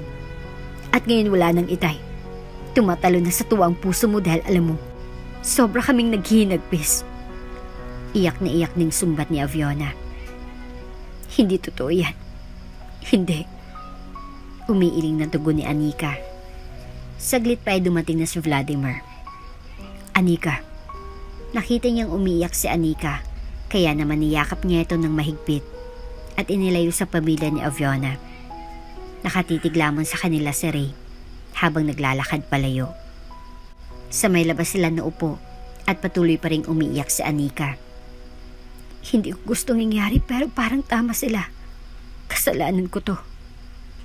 Anika, wala kang kasalanan. Walang may gusto sa nangyari. Oras na talaga niya. At hindi natin mapipigilan yon. Pero, kung hindi ko sila pinilit na lumayas kanina, hindi sana sasama ang loob ng itay. At hindi sana siya inatake. Garalgal ang boses ni Anika sabay na pahagulhol. Look, nagkataon lang na sa ganung sitwasyon nangyari. Pero maniwala ka, Anika. Oras na ng itay mo. At kung binawian man siya ng buhay ngayon, yun ay sa kabubuti niya. Dahil nais na rin ng katawang lupa niya ang magpahinga. Huwag mong isipin na kasalanan mo. Dahil walang may kasalanan. Hindi mo hawak ang buhay niya. Hindi mo kailangang mag-guilty sa nangyari. Ipagdasal na lang natin ang kaluluwa ng itay mo. At isa lang ang masisigurado ko sa'yo. Masaya siya kung nasan man siya ngayon. Niyakap ni Vladimir si Anika ng mahigpit. Sa unang burol ni Roger ay lakas loob si Anikang nagpunta. Sigurado ka ba dito? Tanong ni Vladimir bago sila pumasok sa loob. Tumango ng marahan si Anika. Pagpasok pa lamang nila ay pinagtitinginan na sila ng mga tao doon. Maging ang buong pamilya ni Aviona ay masama ang tingin.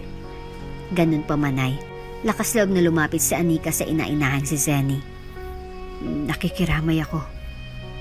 Inabot kay Zenny ang isang papel. Pagbuklat ni Zenny, cheque yon na nagkakahalagang 100,000. Tumitig siya kay Anika at tumayo. Kumuha ng isang basong tubig mula sa mesa at isinaboy sa mukha ni Anika. Nagulat ang lahat at nanlaki ang mga mata sa ginawa ni Zenny. Napapabuntong hininga si Anika dahil sa tubig na isinaboy sa mukha niya. Anong problema niyo? Naiinis na tanong ni Vladimir. Umirap lang si Zenny. Pinilas ang checking hawak at itinapon sa mukha ni Anika. Hindi ko kailangan ng pera mo. Lalong hindi yan may babalik ang buhay ng asawa ko. Oo, naging masama akong tao at naging sakim sa'yo. Pero hindi yun dahilan para kunin siya sa akin. Huwag ka nang magpapakita, Anika. Si Roger lamang ang naging tanging ugnayan natin. Dahil siyang bukod tanging tumanggap sa'yo ng buong buo. Kahit siya na lang sanang tiningnan mo ng mga oras na wala kaming malapitan. Pero nilamon ka ng galit at puot. Ngayon, wala na siya. Wala nang dahilan pa para mag-usap tayo at magkaharap. Layas! Gigil na sambit ni Zenny habang umiiyak. Maging ang mga tao doon sa lamay ay napaiyak sa mga binitawang salita ni Zenny. Nagtatakbo palabas si Anika. Hinabol naman ito ni Vladimir. Anika, wait. Saan ka pupunta? Ang bilis ni Anika na maglakad. Saglit pa ay nakita ni Vladimir sa Anika na nakatayog muli sa may gilid ng tulay. Anika, what's this? Don't tell me. Mag-a-attempt ka na namang tumalon. Akmang lalapit na sana si Vladimir. Wag please. Diyan ka lang. Patuloy ang mga luha ni Anika na dumadaloy sa pisngi. Nakatitig naman si Vladimir na pilit kinakapa ang nasa isip ng dalaga. Ikaw nagpaliyab sa puso ko. Ikaw naglabas ng galit sa diwa ko. Kung hindi mo ako nakita ng mga oras na yun dito, hindi sana ako magiging ganito. Anong sinasabi mo, Anika? Ngayon naman, sa akin mo sinisisi ang nangyari? Dahil niligtas kita noon? Oo, Vladimir. Kung hindi mo ako pinakialaman dito, at inalok na tutulungan para gumanti. Hindi sana mangyayari to. Fuck, Anika. Ang labo mo. Alam kong gulong-gulo ka. Pero sana lawakan mo naman ang isip mo sa ganitong klaseng sitwasyon. Ilang beses ko ba namang sasabihin sa'yo na walang may gusto nang nangyari. Pero dahil sa mga blames nila sa'yo, kahit sino na lang sisisihin mo eh. Bakit? Anong gusto mong sabihin ko at maramdaman? Nawalan ako, Vladimir. Yung taong kaisa-isang tumanggap sa akin. Kung hindi dahil sa kanya, wala ako dito sa mundong ibabaw. Baka napariwaran na ako. So ano ako, Anika? Hindi ba tanggap kita? Tinanggap kita at minahal. Nandito ako buhay at totoo sa'yo. Bakit parang hindi mo na nakikita yun? Umiiyak na si Vladimir. Tumitig si Anika sa mga mata ng binata. Sana, hindi na lang kita nakilala. Diretsong sambit ni Anika. Tila gumuwang mundo ni Vladimir. Tila nawasak ang mga pangarap niya para kay Anika. Parang sinaksak siya ng 1,000 beses sa dibdib. At ngayon ay sobrang nagdudugo ang kanyang puso. Dire-diretsong tumulo ang luha mula sa mga mata ni Vladimir na nababasa na ang kanyang suot na damit. Humihikbi si Anika na nakatitig pa rin kay Vladimir. Napaatras naman ang binata at napailing. Tumango-tango at dahan-dahang tumalikod. Binaybay ang daan palayo kay Anika. Luhaan ng puso't sugatan. Napahagulhol si Anika. Simula noon ay hindi na nagpakita o nagparamdam si Anika kay Vladimir. Maging ang kondo nito ay isinaoli na sa binata. Pare, iniabot ni Jake ang susi ng kondo. Tinitigan lang ni Vladimir ang susi at walang imik. What happened? Curious na tanong ni Jake. Hindi naman nagsalita si Vladimir. Mas pinili nitong manahimik at ikimkim ang nangyari. Samantala ay ibinenta naman ni Anika ang kanyang bahay at lupa at bumili ng panibago. Ayaw niya kasing manirahan doon ng mag-isa. Nakikita at naalala niya kasi ang mga memories ng kanyang dating pamilya at labis siyang nalulungkot sa tuwing naalala niya yon. Nagsimula muli ng panibagong buhay si Anika. Nagtayo siya ng small business na resto bar at kalaunan ay nag-bust yun hanggang sa nagkaroon siya ng 3 branch. Isang araw ay hindi inaasahang mapapatambay si Jake sa pinaka-main branch ng resto bar ni Anika kasama ang mga kaopisina nito at si Vladimir. Pero dahil manager si Anika ay palagi lamang itong nasa loob ng opisina niya. Medyo nagkasarapan sa inuman ng grupo nila Vladimir hanggang sa nagwawala ng isang kasama nito. Gago ka ba? Kanina ko pang sinasabi na penging yellow eh. Gigil na gigil nitong hinawakan ng kwelyo ng service crew. Sir, sabi ko naman po na sandali lang po eh. Katwira nito. Ba't sasagot ka pa? Akmang susuntukin na sana ng kasama nila Vladimir ang service crew. Mabuti na lamang at inawat nila. Tama na yan. Seryosong sambit ni Vladimir na hindi na rin natutuwa sa inasal ng kanyang tao. Pare, tama na. Maya ka naman kay boss. Minsan na nga lang natin makasama eh. Wika pa ng iba nilang kasamahan. Ngunit tila walang narinig ang lalaki at nagpunta pa ng counter upang magreklamo. Nasaan ang manager niyo ha? Magko-complain ako. Saktong tumanaw naman si Anika sa sliding window niya at nakitang nagaganap sa labas. Hindi pa niya agad napansin si Vladimir. Lumabas siya upang malaman kung anong nangyayaring kaguluhan. What's happening here? Tanong ni Anika. Nagtamang mga mata nila ni Vladimir. Tila tumigil ang kanilang mundo. Huminto sa paggalaw ang mga tao. Kahit patuloy na nagsasalita, ang nagrereklamong lalaki ay tila nabingi si Anika nang makita si Vladimir. Miss Anika? Natauhan lamang si Anika na ang kanyang tauhan ang tumatawag sa pangalan niya. Ha? Hey, Anika! Sinundan pa ni Jake.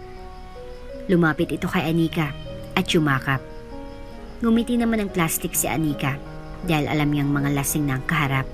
Pero si Vladimir ay nasa wisyo pa. Nakatitig pa rin sa kanya. Kung hindi niyo man nagustuhan ng serbisyo ng tauhan ko, ako nang humingi ng dispensa. Kung magkano man yung nagastos niyo simula kanina, huwag niyo nang bayaran. Pero, bana kayo dito. Sambit ni Anika habang nakatitig kay Vladimir. No. I will pay all the expenses, Jake. Please. Tell him to shut up. Or else, wala na siyang trabaho bukas. Tinapik ni Vladimir sa balikat ang service crew na inaway ng tauhan niya.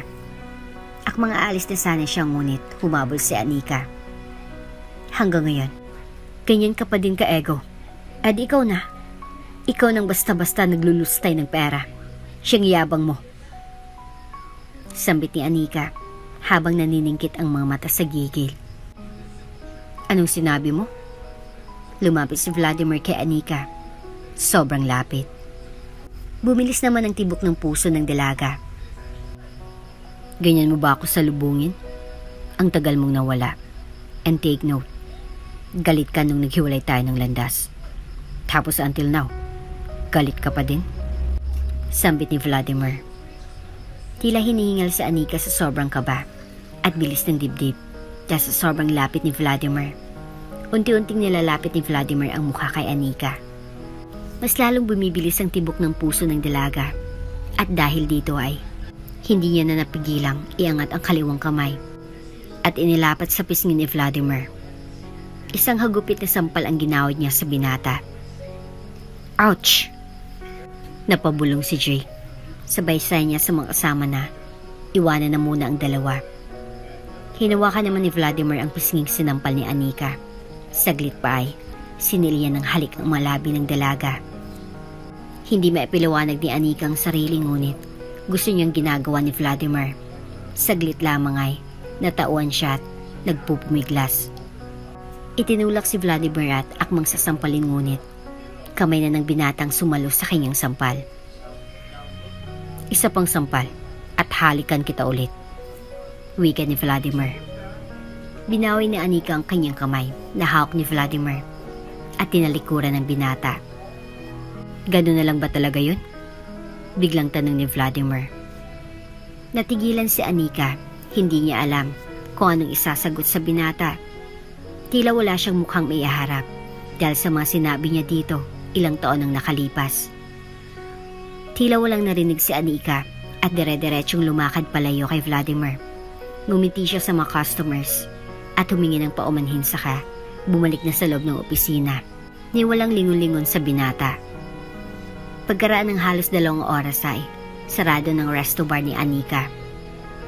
Miss Anika, uuwi na po kami. Sige, bukas na lang ulit ha. Ingat kayo. Opo, salamat. Miss Anika, nandyan nga po pala yung lalaking humalik sa inyo kanina. Nailang sambit ng tauhan ni Anika. Umakyat ang balahibo ni Anika sa buong katawan at gumalaw ang maparu-paro sa kanyang sikmura. Ha? Sige. Ako nang bahala. Umuwi na kayo at makapagpahinga. Umalis ang mga tauhan ni Anika at niiwan siyang mag-isa sa resto bar. Naghanda na rin siyang umuwi. Paglak niya ng opisina niya ay naroon nga si Vladimir. Nakayuko sa isang mesa. Lumapit si Anika dito. Bakit hindi ka pa umuwi? May hinaong tanong ni Anika sa binata. Dahan-dahang inangat ni Vladimir ang kanyang mukha at namumungay ang mga matang tumingin kay Anika. Lasing na lasing pala ito. Tsh! Ano ba naman yan, Vladimir?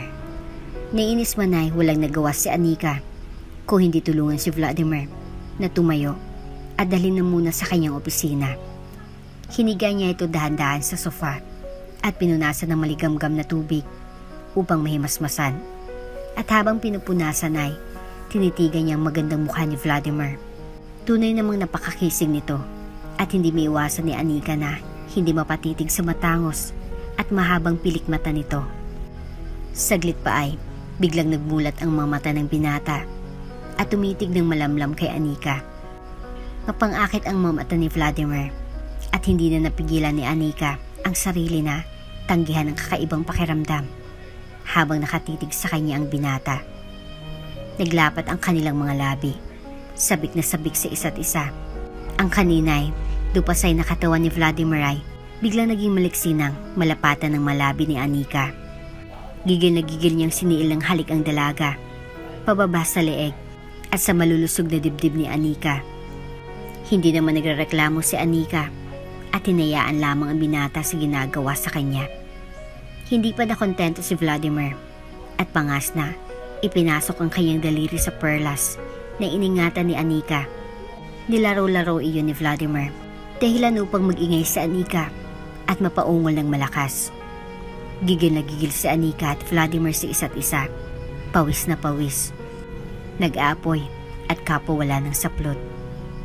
Kalmot at kagat sa likod ang tanging naging tugon ni Anika sa bawat paggalaw ni Vladimir sa kanyang ibabaw. Pababa, pataas at marahang hagot. Dahan-dahang sinasagad ni Vladimir ang kanyang baston sa mahiwagang kuweba ni Anika. Pabilis ng pabilis. I want you so bad, Anika. Bulong pa ni Vladimir na mas lalong nagpaingay sa dalaga. Ilang saglit pa ay nagpakawala na si Vladimir ng isang katutak na likido sa loob ni Anika at walang tapon. Humahangos sa pagod at hinihingal. Tumitig si Vladimir sa mga mata ni Anika at tinitigan ang maganda nitong katawan. Yumuko muli sa mukha ni Anika at nagsalita. Mahal kita, Anika. Ngumiti si Anika at hindi na kayang itago pang tunay na nararamdaman para sa binata. Mahal din kita, Vladimir. Naluluhang tugon nito. Niyakap siya ni Vladimir ng mahigpit at hinalikan sa noo. Naging opisyal na sila Vladimir at Anika. Kaya naman labis na kasiyahan ang nadarama ni Vladimir dahil sa wakas ay nakamit na rin niyang matagal niyang inaasam. Worth it ang paghihintay. Pang-aasar ni Jake habang nagsashot sila sa resto bar ni Anika. Napatawa naman si Anika at Vladimir. Alam mo bang ang dami naming nirereto na babae kay boss? Simula nang mawala ka. Pero wala eh. Ikaw pa rin ang gusto. Magbabakla na nga lang daw siya kung hindi ka babalik. Hahaha. Hagalpak na tao ni Jake. Siraulo ka talaga. At nagtawanan silang tatlo. Maya-maya pa ay lumapit ang isang tauhan ni Anika. Miss Anika, may naghanap po sa inyo. Kumunot ang noo ni Anika dahil wala naman siyang inaasang bisita sa araw na yon. Tumayo siya at nagpunta ng entrance hall. Laking gulat niya dahil si Aviona ang naroon at luhaan. Wala nang galit sa puso ni Anika nang makita ang dating kapatid-kapatiran. Bigla na lang tumulo ang luha niya nang hindi niya napapansin. At sa hindi maipaliwanag na dahilan ay mas ninais ni Anika na lapitan ito at yakapin. Ate! Yumakap din ng mahigpit si Aviona at napahagulhol.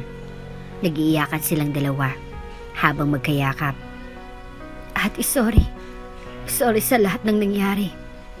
Humihikbing sambit ni Aviona. Shh! Huwag na nating pag-usapan. Kalimutan na natin yon. Tapos na yon. Kamusta ka na? Sila, kamusta na kayo? Napahagulol muli si Aviona. Pasensya ka na, ate. Pero alam kong hindi mo magugustuhan ng bigla ang paglapit ko. Pero wala na talaga akong ibang malapitan. Kakapalan ko ng mukha ko sa'yo. At humingi ako ng tawad sa lahat-lahat ng nagawa namin sa'yo. Ate, pakiusap. Tulungan mo naman kami. Tulungan mo si inay. Nasa hospital siya ngayon at kailangan niyang maoperahan sa lalong madaling panahon. Pero hindi yun masimulan dahil wala kami ni Cinco. Nasaan ang inay? Nag-aalalang tanong ni Anika. Agad silang nagtungo kung saan naroon si Zanny. At pagdating doon ni Anika ay napaiyak siyang muli dahil sa malalang kalagayan ng dating ina-inahan. Naroon si Vladimir at nakaalalay sa kanya. Inilipat si Zanny sa isang private hospital at agad na isinagawang operasyon. Naging matagumpay ito at labis-labis ang pasasalamat ni Aviona dahil sa pagtulong ni Anika. Kamustang inay? Stable na siya, ate. Maraming salamat sa iyo. Nangingilid ang luha sa mga mata ni Aviona. Ano ka ba? Pamilya tayo, kahit anong mangyari.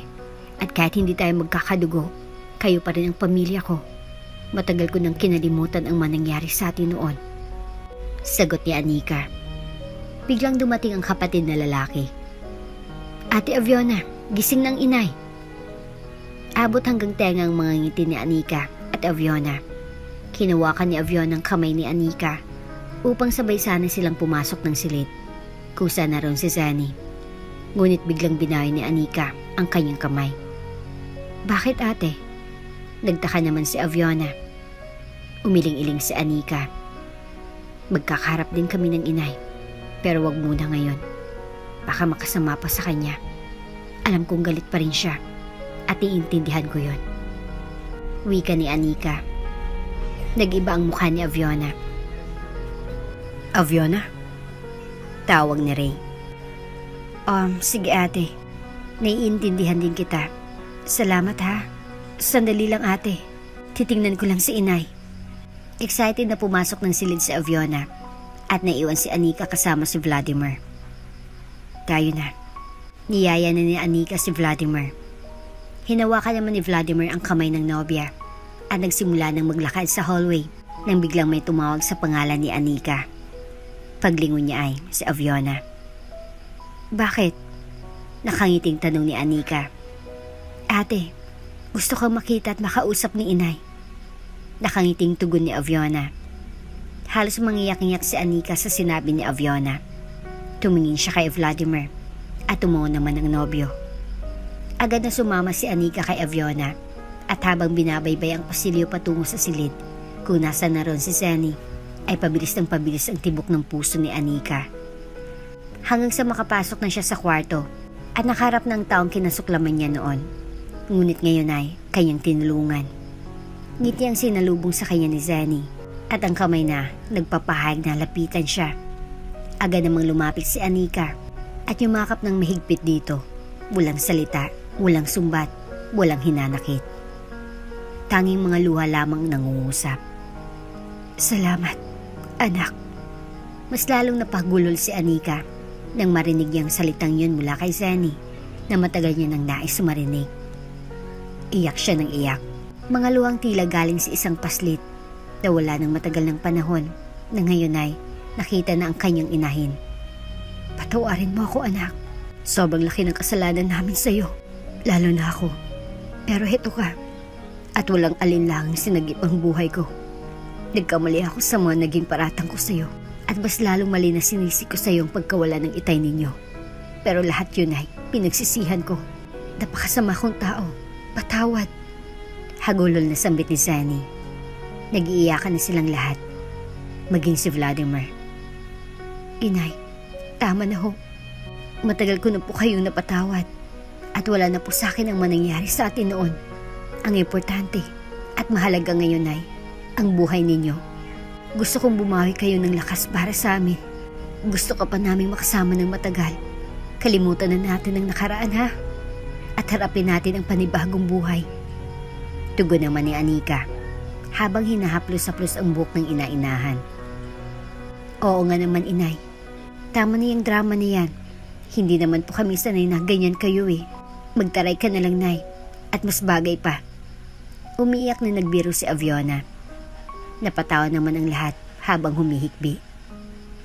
Oo nga naman. Past is past. Mag-celebrate tayo. Pag nakarecover ng inay ninyo. Mag-Disneyland tayo. Singit ni Vladimir. At napawi ang mga luwas sa mga mata ng lahat at napalitan ng ngiti. Totoo ba? Hindi makapaniwalang tanong ng isang kapatid ni Aviona. Ngumiti si Vladimir at tumitig kay Anika. Mga kapatid ko, kapag sinabi niya, gagawin niya. Nakangiting sambit ni Anika at hinawakan ng mahigpit ang kamay ni Vladimir. Wow!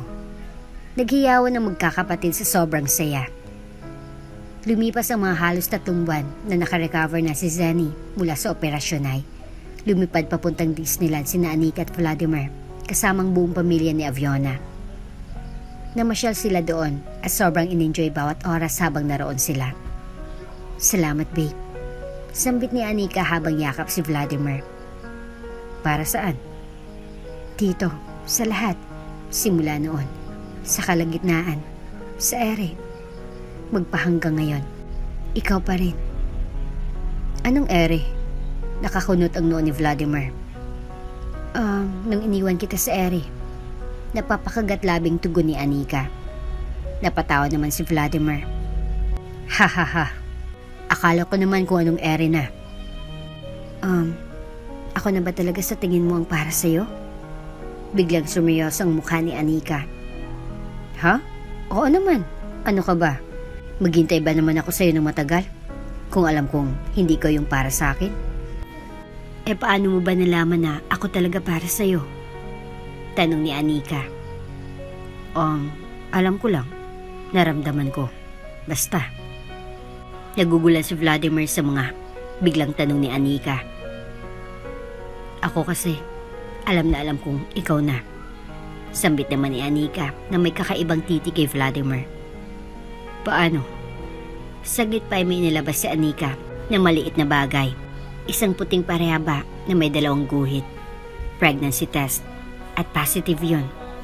Nanlaki ang mga mata ni Vladimir at halos walang lumalabas sa kanyang bibig. Niiyak-iyak na si Anika at tumatango-tango dahil mga mata na lamang nila ang nangungusap. Yes! Yes! Yes! Thank you, Lord! Woo! Tatay na ako! Abot langit ang kasiyahan ni Vladimir. Umaapaw din ang kaligayahan na nararamdaman ni Anika habang pinagmamasdan si Vladimir kung gaano kasayang malaman na nagdadalang tao siya. Nabulabog ang buong bahay na tinutuluyan nila na magsisigaw si Vladimir at pati silang nakisaya sa magandang balita ni Anika. I love you so much. Pinaghalikan ni Vladimir ang nobya at walang kapantayang kasiyahang nadarama ngayong magkakaanak na sila. Dahil nagdadalang tao na si Anika, ay kinasal na sila ni Vladimir sa lalong madaling panahon. Isang simpleng kasalan lamang yon dahil sa hiling na rin ni Anika. Matagumpay naman silang naikasal at mapayapang nagsama. Madalas na dumadalo si Zenny kay Anika upang maalagaan ito ng maayos. Bumawi talaga si Zenny sa lahat ng mga pagkakasalan niya kay Anika. Naging ulirang ina siya at lola. Makalipas ang halos 9 na buwan ay nakaanak na si Anika. Biniyayaan sila ng isang napakagandang anak na babae. Umaapaw sa kaligayahan ang nadarama ng mag-asawa ngayong buo ng kanilang pamilya. Sabi nga nila, family is not always blood. It's the people in your life who want you in theirs. The ones who accept you for who you are. The ones who would do anything to see you smile and who you love no matter what. Tulad ng naging trato ni Anika sa kanyang pamilya na kahit naging masama sa kanya ang mga ito noon ay wala siyang ibang isinuklid sa huli kung hindi ang matulungan si Zenny at mabigyan ng isa pang pagkakataon para mabuhay. Binigyan niya din ng pagkakataon si Aviona at pinatawad sa kabila ng mga ginawa nitong pang-aagaw sa dati niyang minamahal. Oo, nilamon si Anika ng galit at buot nung una. Ngunit sa huli ay nabatid niyang mali ang magpadala sa galit at kimkimin ng lahat. Mas mabuting maging positibo na lamang at i-let go lahat ng nararamdaman upang maging magaan sa iyo ang lahat ng bagay at mga desisyon mo sa buhay. Tulad ni Anika, naway maging aral sa inyo ang kwentong ito. Hindi lahat ng ginagawan mo ng mabuti ay mabuti sa iyo. Malalaman mo lamang ang kalagahan ng isang tao kapag binigyan ka ng Panginoon ng isang leksyon upang ipabatid sa iyo na nasa maling direksyon ka ng iyong buhay. Pinili man ni Anika na lumayo kay Vladimir. Yun ay dahil upang matuto siyang tumayo sa sarili niyang mga paa. Ngunit talagang tinadhana sila ng panahon at sa huli ay sila pa rin ang nagkatuluyan at masayang namumuhay ngayon kasamang kanilang anak. Payapa at walang hinanakit. At dito na nga po nagtatapos ang ating kwento. Hanggang sa muli! Kung bago ka pa lang sa channel neto, ibang kwento ni Ate Jane, istorya mo, ikwento ko. Huwag kalimutang pindutin ang notification bell at subscribe button.